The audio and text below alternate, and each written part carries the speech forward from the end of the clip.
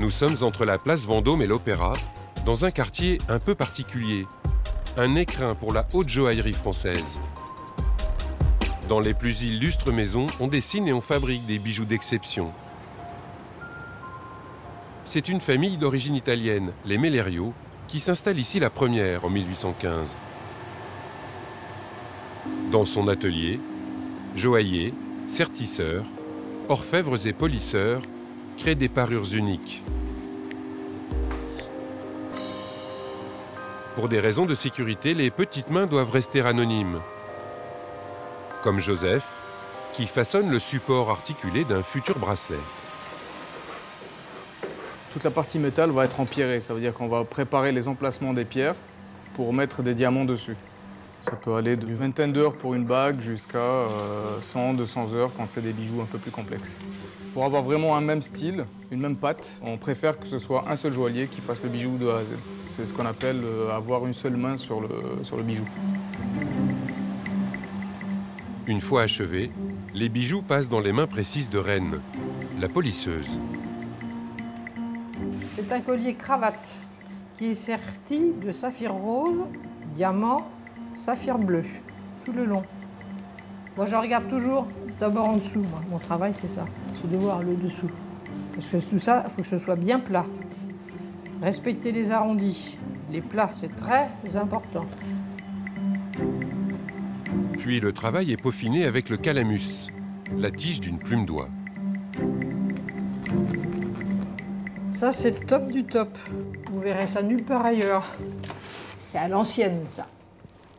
C'est une satisfaction quand on voit que le bijou il est impeccable, parce que quand ça sort de mes mains, ça va dans l'écrin.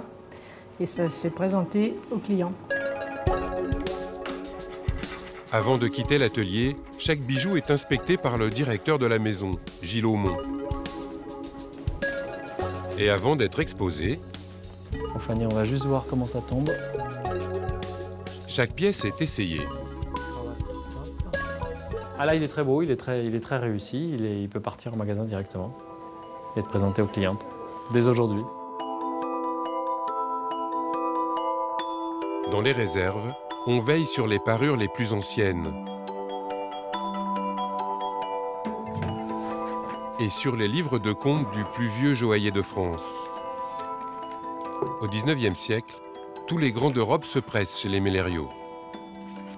C'est une des pages les plus spectaculaires de toutes les archives de Mellerio, ça. Vous avez en haut Sa Majesté l'Empereur, donc c'est Napoléon III qui commande une feuille de chêne en brillant et perles pour 10 000 francs. Juste en dessous, vous avez Sa Majesté le Roi d'Italie. Juste en dessous, vous avez Sa Majesté l'Empereur de Russie qui commande un bracelet 3 pensées pierreries. En dessous, vous avez le Roi de Prusse qui achète un bracelet feuille de lierre. Et juste en face, vous avez la cousine de Napoléon III, la princesse Mathilde. Mellerio, c'est le joaillier des reines parce que chez Mellerio, il y a eu plus de rois et de reines que n'importe où, chez n'importe quel autre joaillier. Pour une raison très simple, c'est que c'est le plus ancien joaillier du monde. Et autrefois, les bijoux, on ne les faisait pas pour les mannequins, pour les milliardaires, on les faisait pour les rois et les reines.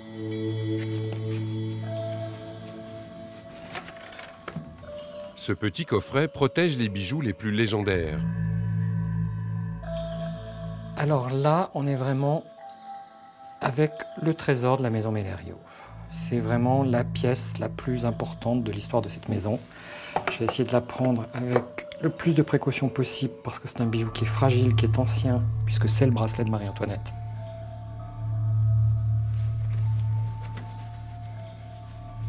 Stylistiquement, on est vraiment dans l'époque Marie-Antoinette, puisque la sœur de Marie-Antoinette était la reine de Naples. Et les années 1770-1780, c'est justement le moment où on commence vraiment à fouiller Pompéi. Donc la mode des empereurs romains arrive vraiment à cette époque. Avec les profils de 7 empereurs romains en camée, son feuillage en rubis et ses 7 motifs de fleurs, ce bracelet a une valeur inestimable. Marie-Antoinette, c'est quand même vraiment la reine tragique de l'histoire de France, donc c'est pas un bijou anonyme. En plus, c'est quand même l'une des reines les plus élégantes de l'histoire de France. Dans l'atelier, Michel travaille pour d'autres reines et d'autres rois, les vainqueurs des internationaux de France de tennis. Alors ça, c'est la réplique de la Coupe des Mousquetaires, le tournoi de Roland-Garros. Des trophées d'argent de 14 kilos. Il y a une moulure en forme de feuilles de vigne, vous voyez les feuilles de vigne et les grappes, des cygnes, ça représente des cygnes, donc c'est beaucoup d'heures de travail. Là, je suis en train de reprendre un petit peu la gravure, parce qu'il y a des petits défauts, très légers, mais bon, on a le goût de la perfection, donc on retouche un peu.